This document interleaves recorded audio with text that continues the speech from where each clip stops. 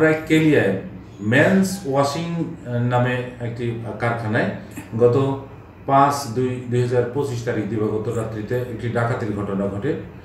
সেই কারখানাতে ডাকাত দল ওয়াল টপকে ভিতরে ঢুকে এবং সিকিউরিটিদের অস্ত্রের মুখে ভয় দেখিয়ে তাদের হাত পা চোখ বেঁধে ফেলে রেখে ট্রান্সফরমারের তামার তার এবং কারখানায় ব্যবহৃত অনেকগুলো ল্যাপটপ তারা ডাকাতি করে যে পিক আপ যোগে নিয়ে যায় সেই পিক আপ এবং ডাকাত দলের 5 জন সদস্যকে আমরা ধরতে সক্ষম হয়েছি। এই বিষয় নিয়ে গত 5/2/2025 তারিখে ধামরাই থানা মামলা রুজু হয়, যার মামলা নম্বর 7, ধারা 395, 397 পেনাল কোড।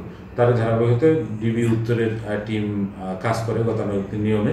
কাজ শেষে আমরা আজকে সেই সূত্র ধরেই আমরা ডাকাত দলের 5 জন সদস্য এবং যে পিক আপে মালামাল বহন করে সেই পিক আপ উদ্ধার করতে সক্ষম হয়েছে।